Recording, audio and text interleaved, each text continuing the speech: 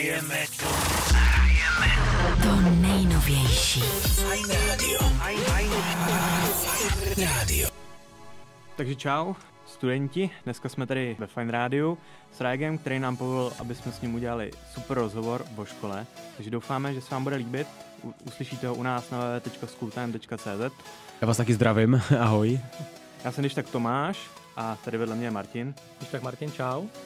Tak, můžeme asi začít, jestli teda určitě, poslouchám kluci. OK, takže samozřejmě čau, že jsme rádi, že s tou můžeme udělat nějaký rozhovor. Já jsem taky rád. Pro náš portál schooltime.cz. Už jsme ti o něm něco říkali, nebo nevíš vlastně nic? Klidně ho představte, pojďte do toho. OK, tak vlastně portál schooltime.cz bude spuštěný 1.10.2013. Jde o to, že vlastně chceme pro studenty udělat portál, ve kterém bude úplně všechno. Od brigád, po materiály třeba k maturitě, taháky, výpisky, ale i jakoby třeba novinky ze světa hudby, filmů, třeba taky sekce, jak na to třeba většina lidí ani neumí zapnout třeba pračku, jo. To já třeba neumím, teda osobně. Já taky neumím, věř mi, že já taky neumím. Přesně, ale takovýhle jakoby lidský návody vlastně krok po kroku tam vlastně budou a chceme vlastně studentům ulehčit život. Takhle bych to asi vyjádřil. Takže vlastně dnešní rozhovor by měl jim taky ulehčit život trošku, když je to v tom. To je hezký, to je strašně super, že vlastně děláte stránku, která bude studentům ulehčovat život. Já si myslím, že tady nikdo nedělá. Je to fakt nikdo nedělá, že je to unikátní nápad. Tak jsem rád, že jsem součástí toho, aspoň že budu jako rozhovor. No my jsme rádi, že si přijal naše pozvání. Rádo se stalo. Povídejte s první otázkou, kluci. Tak, takový křížový výslech, nebo určitě. Začneme teda obecně, no tak momentálně jsi moderátorem Fajn rádia. Ano. Jak jsi k tomu Fajn rádiu dostal? Já jsem ze začátku vlastně byl první věc, kterou jsem byl, tak bylo moderátorem, protože, nebo takhle úplně. Já jsem byl z začátku, když mi bylo 16, tak jsem se dostal k hudbě tak, že jsem potkal jednoho kamaráda v Americe, který přichází zítra k nám sem jakoby do Čech. No a ten mě tam jakoby představil různý freestyle battle a to byla první věc, kterou já jsem nějakým způsobem jakoby zaznamenal v rámci muziky. Tak jsem začal dělat freestyle battle, když jsem se pak vrátil do České republiky v 16 a měl jsem svých 120 kg, začal jsem tady battlovat, tak se mi všichni hrozně smáli, protože jsem byl ten jakoby obří, fakt jako jednoduchý terč na to vysmání. Což mě samozřejmě neodradilo, protože já jsem byl člověk, který se nějakým způsobem tady těch věcí nebojí a začal jsem dělat k tomu i písničky. Když jsem dělal ty písničky, tak jsem neměl nikoho, kdo by mě třeba jakoby chtěl dát koncert. A tak když prostě nemáš ten koncert a nemůžeš nějakým způsobem dělat vlastně to, co tě baví, nemáš to kde prezentovat, tak pak jsi toho jakoby adekvátně smutnej. No tak se stala pak taková situace, že já jsem potkal svého kamaráda, který říkal, pojď si k nám zahrát, jenomže ten čas, kdy mě jako nechal hrát, bylo 4 hodiny ráno, když byl po drum and bassu.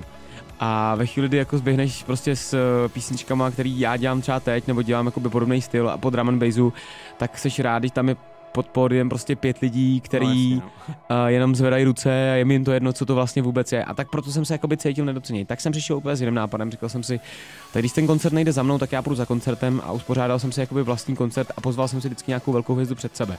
Teďka to byl první Syndrom Snob a já jsem neměl jako organizátor na to speakera, neměl jsem nikoho, kdo to odmluví. A tak jsem se stal moderátorem. Já jsem vlastně ani nechtěl být moderátorem, já jsem prostě jakoby uchopil do ruky mic a řekl jsem, tak já prostě teď budu mluvit. A pochopil jsem tu druhou akci, kterou jsem dělal, že vlastně ty lidi fakt to poslouchají, že se jim to fakt líbí a že se v tom můžu fakt ještě hodně zlepšovat. Přičemž jsem se pak postupně dostával na rádia, pracoval jsem pro jiný rádio, pracoval jsem pro Evropu 2, odkud jsem velice ve zlým odešel, protože jsme se hodně jakoby lidsky nepohodli. Nicméně nějakým necítím žádnou zášť, ale pro mě obrovský úspěch je to, že jsem se po 2 letech vrátil do rádia, protože o moje moderování bylo zájem. A tak to ti jakoby hrozně pak těší. Ale jestli chcete zeptat na ty různé podrobnosti, toho já vám rád odpovím na všechno, kluci. Tady to byla fakt super obsáhlá odpověď, takže jako to si asi obsáhl úplně všechno, co jsme potřebovali slyšet. Takže tě to určitě baví, že jo, být moderátor, to je jasný. Já bych řekl ne, že by mě to třeba spíš bavilo, protože být moderátorem je úplně něco jiného než třeba být speakerem. Já si myslím, že jsem víc speakerem než moderátorem. Být moderátorem je podle mě vědět včas, jak jakoby zareagovat některé věci. Je to taky řemeslo, je to hodně řemeslná věc, musíš vědět, jak pracovat s hlasem. Já si myslím, že jsem v uvozovkách špatný moderátor, jakože třeba dejme tomu hodně se přeříkávám, občas nemám úplně ten skvělej tak na branku, snažím se prostě házet nevtipy. Jsem neřízený, jsem hodně neřízený. Ale speaker si myslím, že jsem daleko lepší než moderátor. A to je v tom třeba obsahu, co se snažím říct, že nejsem tak dobrý řemeslník, ale spíš do toho dávám víc to srdíčko v úvozovkách, což je takovej, že mám větší, já bych řekl, že mám větší srdce než rozum, no. No prostě láska, no, to je důležité. Láska. Když to tahá to srdíčko, tak je to úplně to nejdůležitější a nejkrásnější na té práci. Je to tak. OK, tak máme ještě druhou otázku. Další teda. Tak já bych se tě zeptal, popsal jsi nám jakoby ten tvůj začátek, jak to probíhalo, jak se vůbec k tomu moderování dostal. Jasně. A mě by třeba zajímalo, jestli bys nám mohl popsat jakoby tvůj každodenní den, jakoby co děláš, když vstaneš, jak to pokračuje, co třeba i snídáš k tomu. Geniální otázka. Vždycky jsem to chtěl hrozně tohle jakoby říct. Ti dáváme možnost. Jste boží kluci. Můj den začíná tak, že já vlastně stanu a hned se podívám na internet, co je jakoby za novinky, protože když jsi moderátorem, tak musíš tyhle ty věci sledovat. Když chci skládat nějakou písničku, tak stávám ještě dřív, třeba dejme tomu kolem 5-6 hodiny, abych stihnul napsat text nějaký.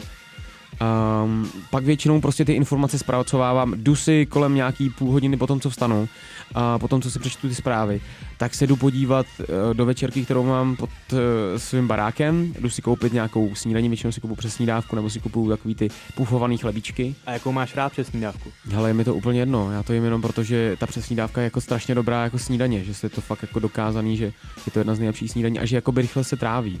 A vlastně tak jako snažíš se, že jo, když se živíš tím, že moderuješ a dejme tomu vystupuješ po koncertech, to musí vypadat dobře, takže tyhle ty věci musí sledovat. Nicméně já vlastně tady to všechno nějakým způsobem udělám. Doma mám obrovský bordel, protože jakoby vůbec nestíhám ty domácí práce, což jako řeknu na rovinu. Že mám jako doma obrovský bordel, nezapnul jsem pračku prostě třeba dejme tomu 3/4 roku, co tam jsem, a ani jednou jsem nežehlil. Když se k tomu dostane, tak vždycky musím poslat to prádlo nikomu, aby mi s tím pomohl, protože fakt na to nemám čas. Takže rozumíte, holky, jo? Hledá Raego uklízečku. Píšeme první brigádu, inzerát. Uklízečku. Možná jako nějakou paní, která na mě občas bude milá, ale jakoby to vytížení je tam maximální, takže já vlastně to vyčtu, pak si jdu většinou koupit nějaký noviny do trafiky, to si přečtu tramvají cestou. A kolem 11. 12. jsem v rádiu, tady řeším nějaký třeba svoje pracovní věci, který mám, připravuju vysílání, jinglu vysílání, to znamená, musím si připravit ten list toho, připravujeme třeba aktuality, dáváš si tam různý jako zvukový soubory, který použiješ pro to, konzultuješ třeba nějaký písničky a takovéhle věci. No a pak už je vlastně 3. hodina, než všechny tyhle 3 hodiny ubydou, a ve 3 hodiny ty vysíláš tak, že já vlastně komunikuju na Facebooku, ovládám to studio, což jsou asi třeba 4 počítače, nebo 3 nebo 4 počítače jsou to. A do toho ještě jakoby ovládáš ty mikrofony a určuješ to téma dne. Zvedáš různý telefony, který pak pouštíš do toho éteru, a to je jako záhul. Je to hrozně psychický záhul, začátku jsem z toho byl hrozně unavený, ale pak se to zvykneš a hrozně to miluješ. Po 6 hodině většinou tady dodělávám ještě nějakou zpětnou práci, nebo se snažím věnovat svým fanouškům na Facebooku průběžně.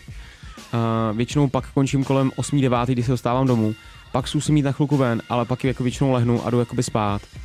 Takže ono to asi třeba hodně souvisí s tím, že třeba spousta lidí jakoby nechápe, proč já píšu takový ty dlouhý, dalekosáhlý statusy o tom, proč bych chtěl ženu, nebo proč bych byl rád, aby tohle se mnou někdo sdílel, a on opravdu s mým časovým vytížením je to strašně těžké někoho takového najít, kdo by to třeba dokázal respektovat a kdo by dokázal podle mě i chápat třeba, že já o těch víkendech jsem v podstatě na cestách. No jasně, no, to dává smysl. Pro mě je teda už jako docela vyšťavující jenom to poslouchat všechno, co vlastně všechno děláš, jako.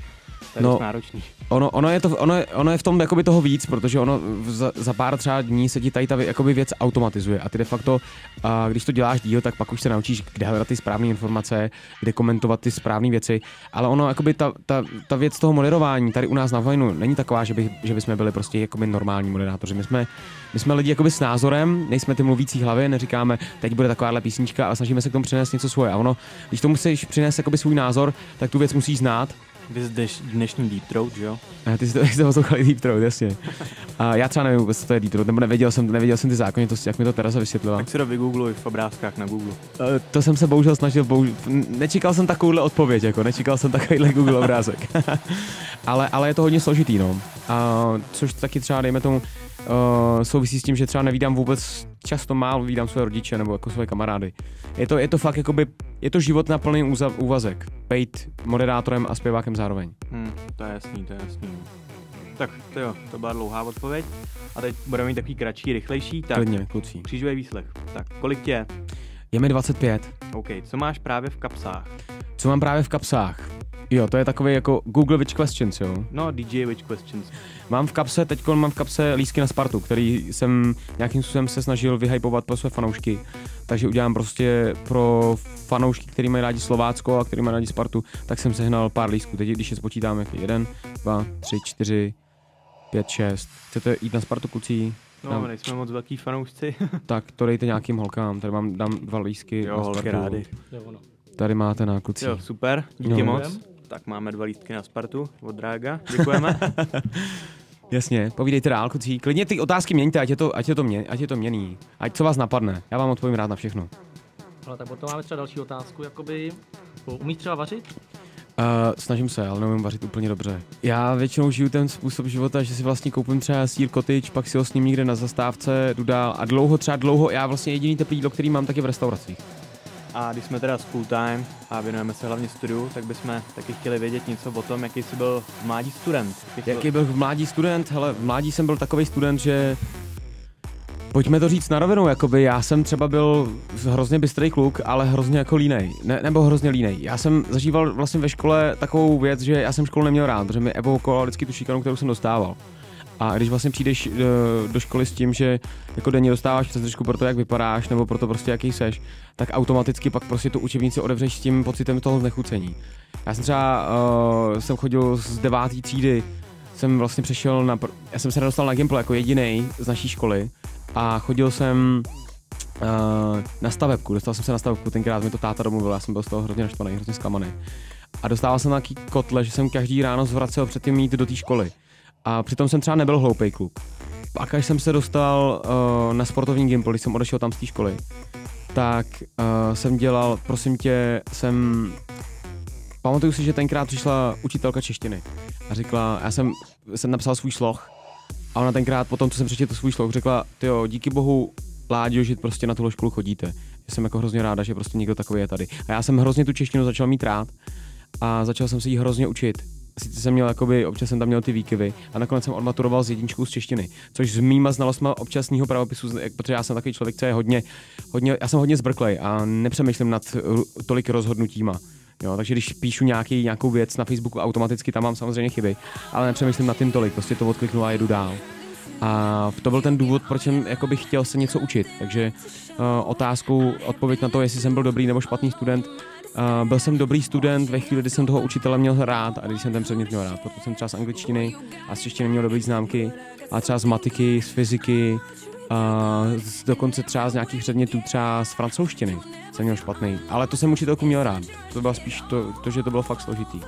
Když jsme u té angličtiny, tak já jsem někde četl nějaký článek, nevím kolik je to let nazpátek, nebo ani nevím, jestli to je nějaký novější, že jsi vyhrál nějakou snad jakoby soutěž anglickou nebo něco a nikam tě poslali jakoby odměnu. To bylo v prváku na stavební škole, jsem vyhrál soutěž angličtiny, jmenoval se Sister Cities Association a bylo to o tom, že si prostě musel napsat nějaký test a musel si mít pak mluvený kolo. Já jsem v tom testu hrozně propadl, hrozně jsem byl špatný, fakt jako tragicky.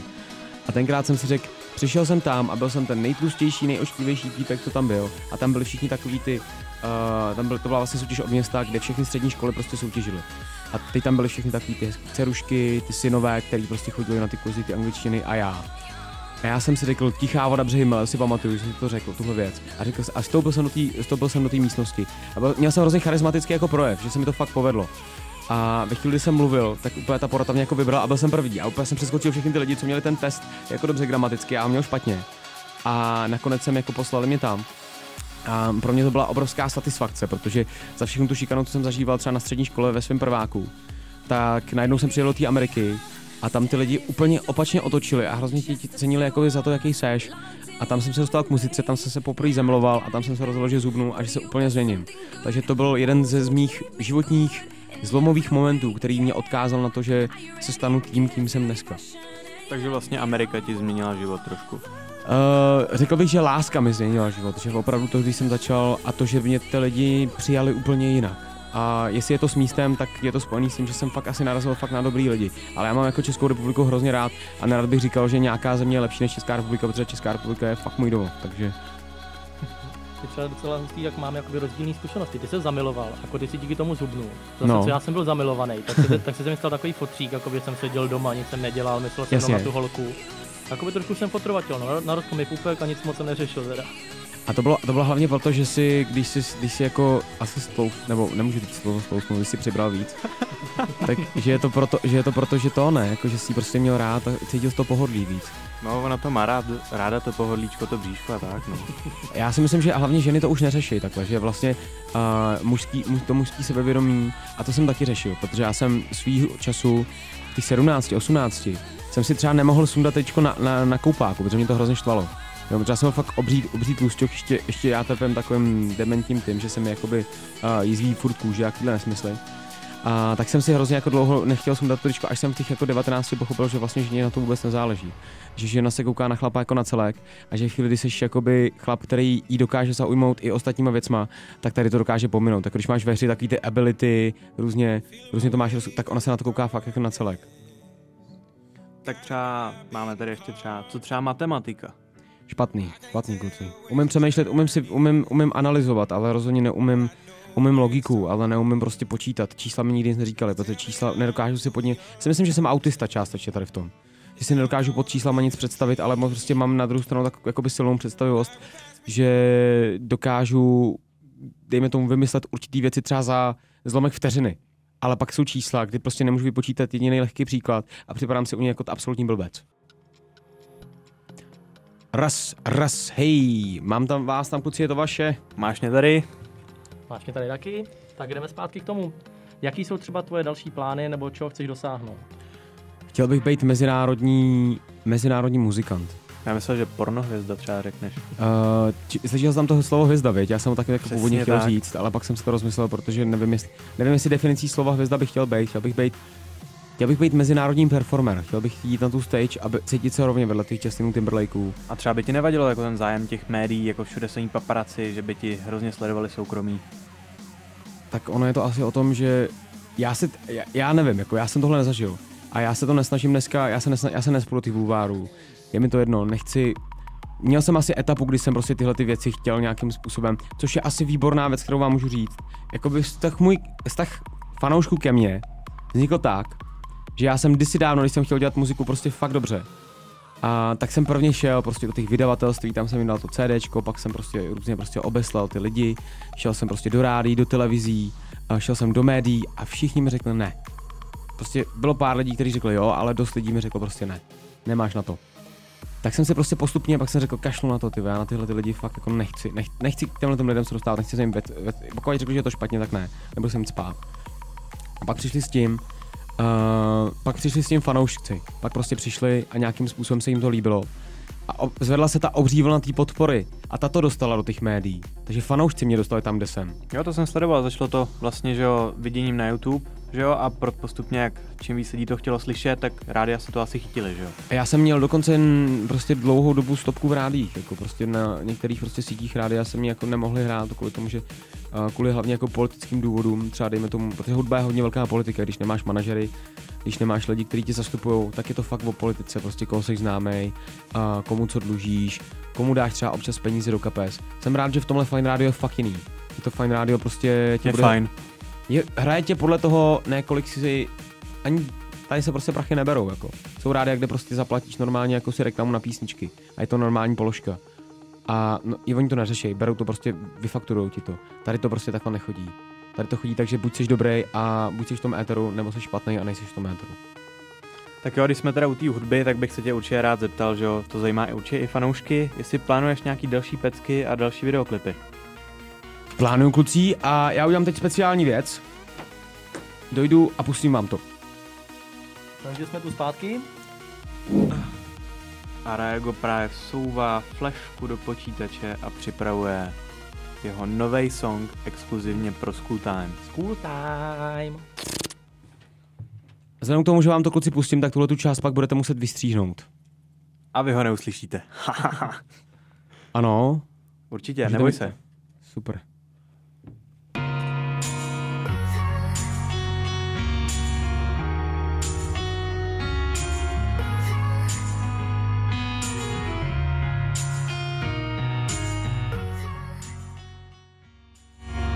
Normálně to můžete komentovat, je to na vás. Jako být dobrý, takovej pohodovej. Vím, že fakt nepotřebuješ mít. Tak právě School Time slyšela první exkluzivní premiéru. Musíme říct, že to teda výborný. Přesně, jak Rájko řekl, všechno, názory na holky, všechno tam krásně je slyšet. Všechno v téhle pece a potom uslyšíte, jako já jsem z toho vlhkej už teď. Jo. Já jsem z toho vlhkej už teď. Se na něj těšíme, až vyjde. A vy se taky těšte, je to fakt bomba. Takže plánuješ nějaký album? Ale plánuju album, kluci, já vám třeba ještě můžu pustit jeden song. Klidně můžeš, budeme rádi. Jen to per do nás. Druhý exkluziv song. Druhý exkluzivní song. Dobře, tak super. Pak jsme ti samozřejmě chtěli ukázat náš web, jo, který bude spuštěný až 1.10. Ale jak si tady teď nemám Wi-Fi, nebo prostě nedokážu to teď tady naladit, takže kdyby to šlo nějak zařídit, tak bychom ti to rádi ukázali. Já si to mám zadat, kluci, teď na to koukám. Jo, tak já se ti tam budu muset přihlásit, protože je to skrytý. Pojď. Do té doby můžu mluvit s kolegou. Kolego, jestli máte ještě nějakou otázku, tak se ptejte. No jako ty jsi nás úplně vyšťavil s těma otázkama, už to jedeme z patra tady ty otázky. Jako řekl jsi nám úplně všechno, co jsme chtěli slyšet, i víc ještě. No jako nevím, na co bychom se tě ještě mohli zeptat. School Time je super verze, hele. Děláte vy dva, jo, vlastně. Jakoby to byl jakoby takový náš nápad, že my jsme s tím začali a říkáme si, jakoby, co ten web jako potřebuje, co ještě na něm jakoby není. A co bychom mohli nabídnout, protože jsme byli studenti, že jo, jakoby, co bychom mohli udělat jako my pro studenty. Tak jsme si prostě sedli v hospůdce, dali jsme si 1-2 pivka a najednou nás prostě napadlo jako udělat School Time, co by tam všechno bylo. A to jste programovali vy, kluci? Takhle, my jsme si jakoby našli na internetu šablonu, která jakoby nejvíc vystihuje vlastně to, co my jsme hledali, to jsme si tím hrozně ušetřili práci. A vlastně pak jsme akorát dodělávali ten zbytek, jakoby přeprogramovávali, měnili design. A vlastně to, co teď vidíš před sebou, to je vlastně ten School Time, který my pak chceme ukázat 1.10. všem lidem. To je hrozně super. No a jakoby jsme si říkali, že jo, jsme studenti, tak neumíme, jako, jak už kolega říkal, že jo, že neumíme po případě třeba vypratu, jakoby zapnout pračku, že jo, neumíme třeba, nebo že třeba jakoby u auta tam máš jakoby, jak vyměnit kolo, že jo, pro holky, jakoby pro studentky, co taky, že jo, dostanou první auto třeba za maturitu, tohle a nejsou si úplně jistý, co s tím mají jakoby dělat, jestli, jak se to vymění, jak se zapíná ta pračka, no prostě všechno tam úplně máš o tom, všechno pro studenty, co potřebujou. To super, mě se to hrozně líbí, tak se mi to líbí. No tak to ti děkujeme, že se ti to líbí. Když se k tomu budete fakt ještě věnovat a najde tam skvělý redaktory, tak si myslím, že to bude fakt dobrý. Hezký design tam máte. Tak já si přečtu váš první článek. Je to dobrý, kluci, zapojili jste do toho jakoby fakt fantazie, mě se to strašně líbí. No, tak to jsme úplně rádi, že se to líbí. Je to super, jak se to do toho zapojilo, fakt je to dobrý, je to pěkný. Fakt děkujeme za názor teda. Snažili jsme se, aby se to líbilo lidem, aby to bylo přehledný, hlavně aby tam bylo toho co nejvíc, aby vlastně měli na co koukat. Koukám, že tady máte to, je to pěkný a hlavně se mi líbí ta myšlenka vlastně usnadnit svůj život, to je super. Víme, že jakoby po internetu je to jakoby dost, jakoby tady z těch věcí, co my tam nabízíme, ale je to o tom, ta složitost toho, že musíš furt někam chodit, furt to musíš hledat a furt musíš chodit jinam. A tady máš vlastně všechno v jednom a nemusíš nikam chodit, prostě vlastně máš brigádu, hned hledáš další věc a prostě jenom si překlikneš vlastně v menu. A nemusíš jít na Google, zadat, hledat, vybírat, rozkliknout, zjistit, že to je špatný a jít zase jinam. Já se tady prostě bavím s budoucíma klukama, co zakládají Google, jako. To slyším, to je hezký. Jako máme sen, ale to je fakt běh na dlouhou tráť, jako. Jako musíme se zatím jít, musíme zatím tvrdě stát, musíme jakoby pro to hodně udělat ještě, ale máme ten sen a chceme jít za ním. To je super, kluci, fakt vám fandím. Jsem z toho nadšenej, fakt že jo. My jsme asi nadšený z tebe, že jo, to je výborný názor od tebe a úplně fakt radost, jako. Tak jo, kluci, opýtám hodit poslední otázku, na kterou se chcete zeptat. Vlastně a jestli by si doporučil School Time studentům a vlastně jak ti to teda přijde? Já bych určitě doporučil tohle. Předtím, než začnete a já než udělám nějaké rozhodnutí to doporučit, třeba nedoporučuji věci jen tak, jakoby jakým způsobem... No nechceme, aby to bylo jako reklama, že jo, jenom prostě vyloženě tvůj názor. Osobní názor. Já bych spíš doporučil vám, abyste měli stejnou vášeň, jako se kterou jste přišli sem, aby z vás to nevyprchalo, abyste prostě neumřeli v tom, že si myslíte, že jste třeba dobrý, a abyste neskončili s tím, že abyste to furt chtěli dělat pro tu myšlenku hlavní, což je vlastně ulehčit studentům život. Protože ta hlavní myšlenka, ta jednoduchá myšlenka, která je tak vždycky prostě táhne to, co nejdál. Říkám one thought, nebo one idea, a tyhle ty věci hrozně daleko se dostávají. A pokud vy budete mít tu jednu myšlenku, na který to postavíte, nebudete k tomu stavět různý další věci, které prostě pak budou zbytečný a necháte to fakt jednoduchý, tak jak to dřív chtěl Steve Jobs, tak jak to myslel Steve Jobs, tak z vás cítím to, že to fakt dokážete. Takže určitě prostě vám budu přát, abyste to udrželi jednoduchý, udrželi to názorovitý, s vyhraněným názorem, který na to budete mít, kluci. Abyste se k tomu, aby School Time nebyl jenom časopis, který něco převezme, ale aby to byl i časopis, který i něco vyjádří. A hlavně, abyste měli stejnou vášnici, kterou jste dneska přišli. A já si myslím, že pak nebudete mít problém a já o vás rozhodně nepochybuji. A tak pojďme na závěr, kluci, si zkusit to, že vlastně vy si tady odpálíte nějaký ten vstupíček na Fajn rádiu. A vlastně začíná to tak, že vy vlastně řeknete ahoj, tady jsou prostě moderátoři, tady je School Time a my tady jsme teď absolvovali ten rozhovor a řeknete svoji dnešní zkušenost, nemusíte toho říkat víc. Přátelé, já jsem dneska tady měl 2 speciální hosty. Já jsem vlastně byl jejich hostem, protože mě oni 2 zpovídali a měli jsme zajímavý den. Já teď nechám promluvit, ahoj kluci. Čau Rágo, tady je Tomáš ze School Time. A čau, tady je Martin, taky ze School Time. A oni si teď zkusí vlastně svůj vlastní vstup na Fajn rádiu. OK, díky za šanci, takže čau, já jsem Tomáš, jsme z portálu schooltime.cz a my jsme dneska navštívili Rága, aby jsme s ním udělali rozhovor ohledně jeho života, ohledně toho, co plánuje a taky ohledně studentského života, co on vlastně prožil a taky ohledně našeho School Time. Takže pokud vás vlastně zajímá Rágo, což určitě věříme, že jo, tak chceme, abyste si tenhle celý rozhovor poslechli a zjistili něco víc o něm a i o nás vlastně. Máte tady shrnutý celý jeho jakoby život, máme tady jeho zpověď, prostě jeho křížový výslech a máme i jeho názor na náš School Time. Takže budeme rádi, když navštívíte nás teď na Facebooku, protože obecně web schooltime.cz budeme spouštět až 1. října. Takže těšíme se a doufáme, že se vám bude líbit. To byl váš první vstup, kluci. Je to super. Jsem rád, že jste si vyzkoušeli i to, jak to vypadá pracovat tady a že i já jsem s váma strávil dnešní čas. My tím hrozně děkujeme za šanci, výborná příležitost, jsi skvělý člověk a bylo to vážně úžasný a motivující s tebou dneska. Pak úžasný člověk, moc ti obdivujem a moc ti děkujem hlavně. Nejsou to žádný planý keci. Hrajeme to nejnovější. Fajn rádio. Tak to je konec.